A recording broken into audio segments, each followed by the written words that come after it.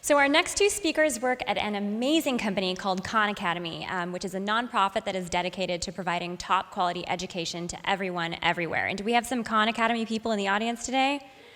Yeah, there they are. They're so wonderful. So in designing for teachers and students, they've been doing a lot of research on pedagogy and models of learning and discovering some relationships between learning and design. So here to discuss this today is Raphael Arar and Erica Deahl.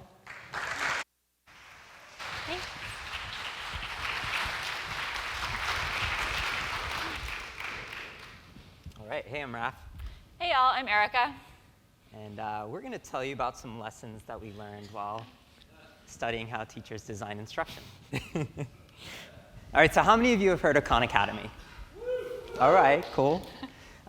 So if you have, you've probably maybe used it to study for a class or maybe tutor a family member.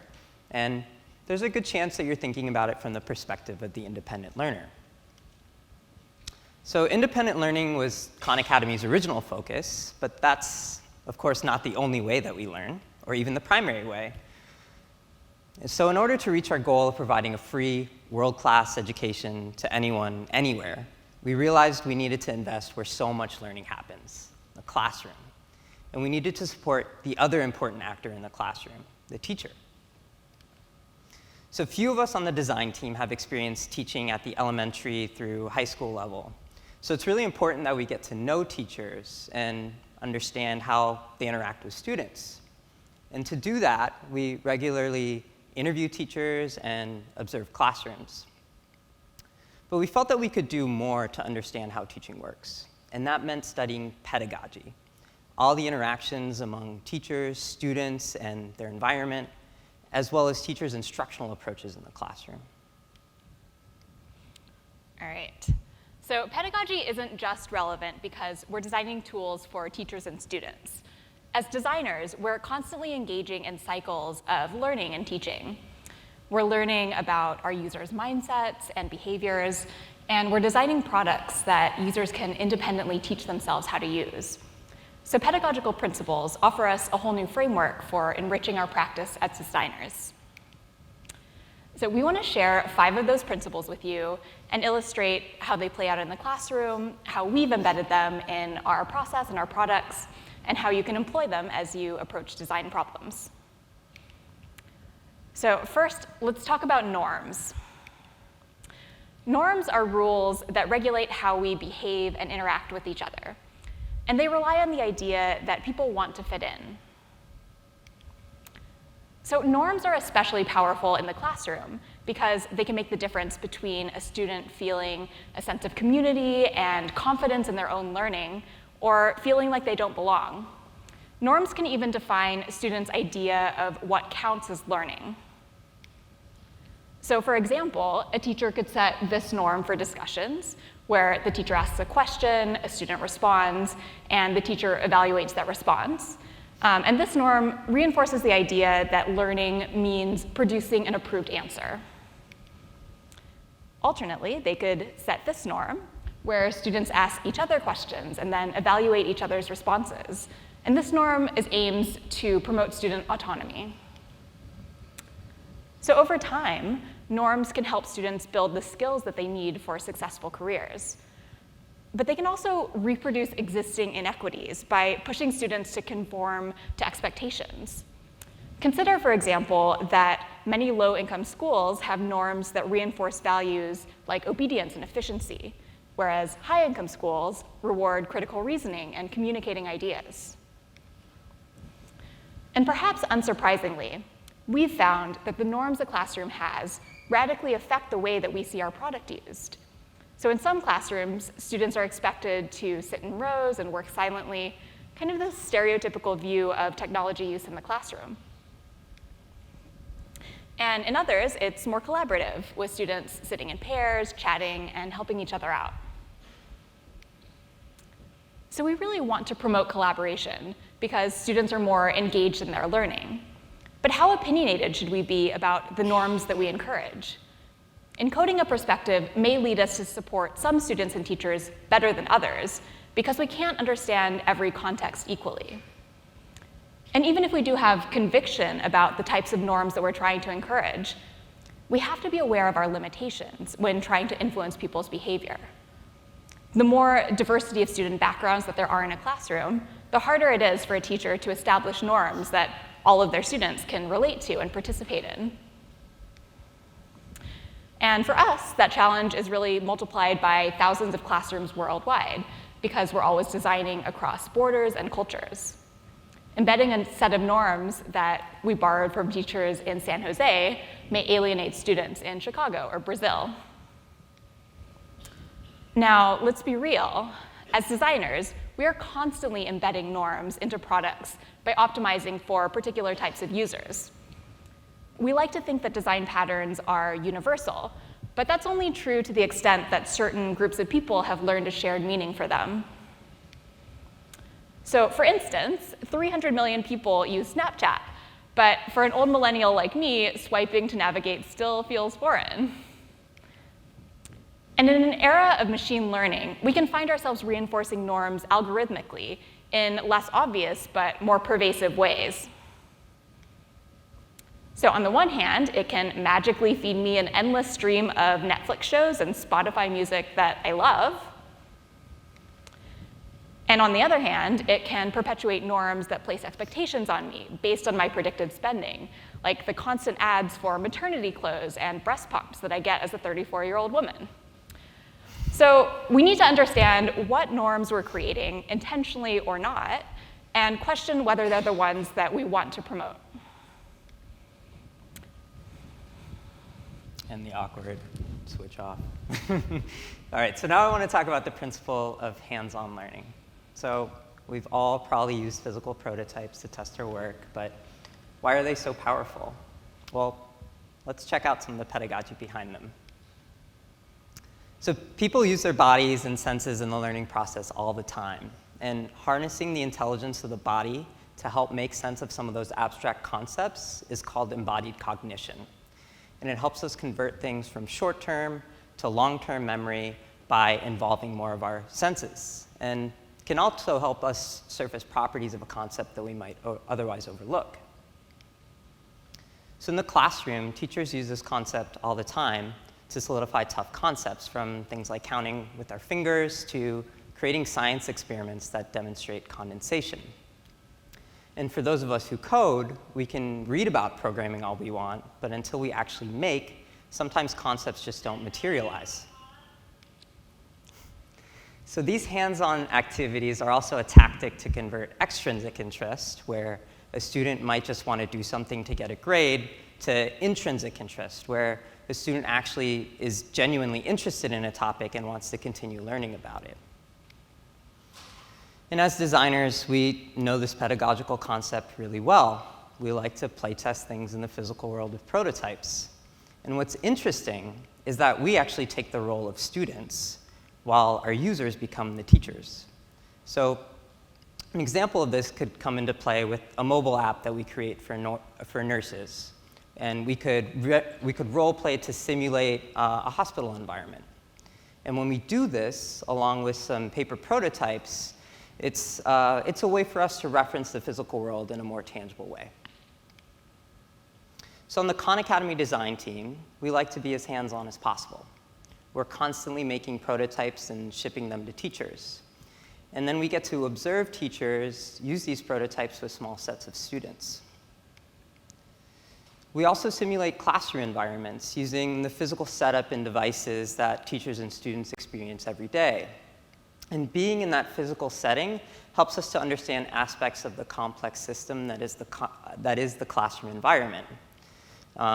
Those things that we might otherwise miss, like is the type legible from 15 feet away when it's shown on a projector, to what's the most important data that a teacher needs to see on a device when they're facing 10 students with their hands in the air. All right, so good teachers also know the right time to put on training wheels and when to take them off. And in pedagogy, this concept is called scaffolding. It's about creating a temporary structure that can come down once the building, or in this case, the learner, can stand on their own. So teachers use scaffolding to introduce complex vocabulary or to provide learning aids like starter code and computer science assignments. And worked examples are a common form of scaffolding for introducing new concepts in math or science. So how do you solve a derivative? Well, you probably need to see a worked example before you can then apply it. So when we're learning something for the first time, scaffolding helps us absorb it gradually by reducing that cognitive load that might make the learning process feel overwhelming. So an effective scaffold reduces potentially distracting complexity, keeps our attention focused, eliminates the need to search for information, and drives us towards some smaller, achievable goals along the way. And when a teacher makes a good scaffold, they're also planning how it can be taken down over time. It's really critical for students to get to the point where they don't need to rely on the scaffold anymore in order to build their agency and confidence. So at Khan Academy, we use a lot of worked examples to explain difficult concepts, from math problems to scientific phenomena. And we also use scaffolding in a broader design sense in things like walkthroughs and onboarding experiences, like these onboarding scaffolds we're using to help teachers get familiar with a new product we're working on. So we experience onboarding the first time we open a mobile app, website, or even visit a kiosk. And the key difference between the types of scaffolds that teachers and designers use is the when and if we take them down. So when we're designing products, sometimes our users don't really need to learn how the product works underneath the surface. So it's okay if the interface holds their hand throughout the process. So a good example of this comes from tax software. We all do our taxes every year, but we want help breaking the task down into simpler steps. That way, we don't have to develop the knowledge required to fill out those complex government forms. That said, when we're designing software for expert users, it's important to think about when to remove the scaffolds we put in place. So some productivity tools like Basecamp and DocuSign will onboard users by having them complete a set of tasks the first time around, and then provide users with the option to remove this hand-holding on return visits. And the same thing goes with design tools like Figma and Sketch. So the experience begins with some scaffolding in product, but users can remove it over time. And a key difference between these products and the classroom is that there's no teacher who can judge when someone's ready to ride on their own without the training wheels. We give users agency to make that decision on their own. And sometimes we have to give them options to revisit the scaffolding if they immediately push it away and then later realize they need help. All right, so we all know how rewards work. We do something and we get something we want in return, so we do it again. Teachers, dog trainers, and game designers all think about how a series of rewards can produce and reinforce different behaviors. Rewards can be extrinsic, things like donuts and badges, or intrinsic, things like happiness, autonomy, and connection. And teachers ultimately want to make learning intrinsically motivating, but external rewards can be an incredibly powerful tool to help students along the way. So here's the recipe for creating effective rewards. First, you have to provide learners with a series of achievable goals.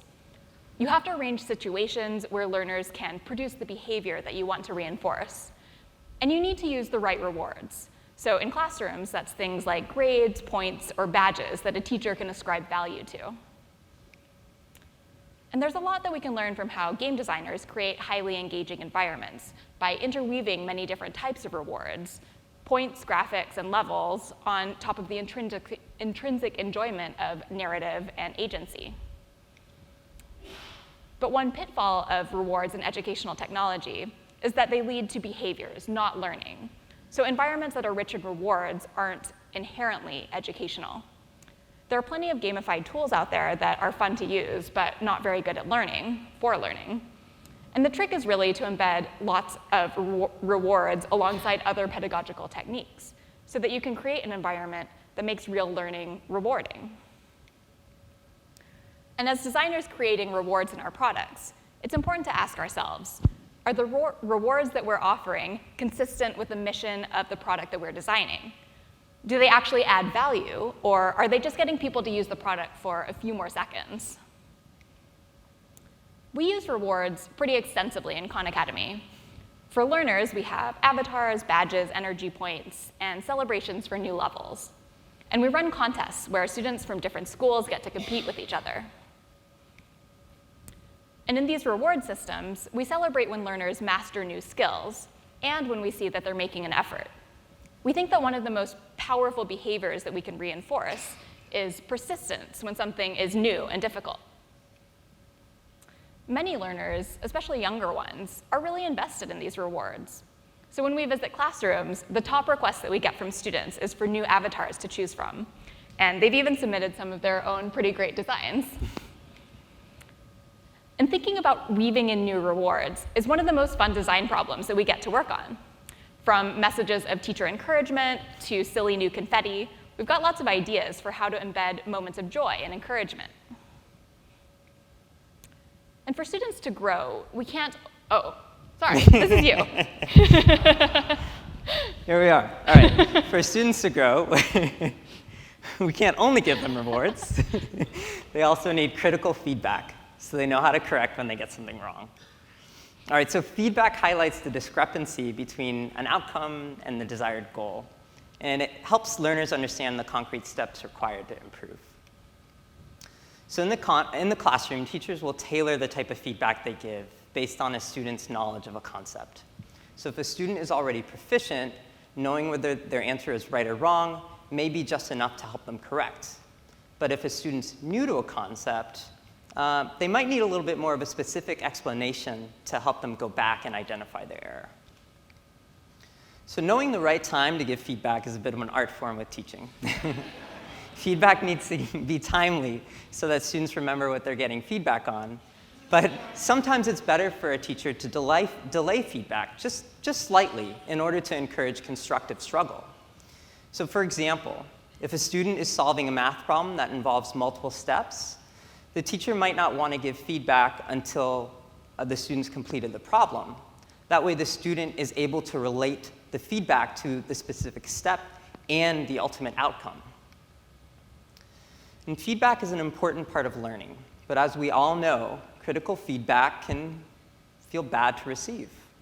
So it can be challenging for teachers to give feedback without discouraging their students. In order to mitigate this, feedback should be task-focused rather than ego-focused. No student should feel like they're bad at math or stupid for getting a question wrong. So good feedback is specific, timely, and non-threatening. And in design, we're all familiar with the concept of feedback in a product. A user takes action, and we design appropriate feedback to convey what has happened. So just like teachers, we want feedback to users' action to be specific, timely, and non-threatening. So we can see some great examples and counterexamples when it comes to error handling. So we've all seen an error message that looks like this. And while that message might be timely, it isn't really specific or non-threatening. So as a user, I don't really know what went wrong, and it's in some obscure robot language, and it doesn't necessarily make me want to come back to the experience. So instead, we should create feedback that is useful and friendly to help users get back on track if they get stuck. So one key difference between design and the classroom is that as designers, we often want to create feedback that is immediate. So while there are situations in design where we might delay feedback, like a video game where maybe we only give feedback at the end of a level, most of the time, the interfaces we're designing are simply a medium for the content users are trying to get to or the task that they're trying to complete. So they really shouldn't stand in the way. And if our users struggle, it's more often than not a bad sign. So in our platform, we give students real-time feedback in the pedagogical sense as they work through exercises and quizzes. And when students answer questions incorrectly, we give them hints to help them find and correct their answers and their mistakes.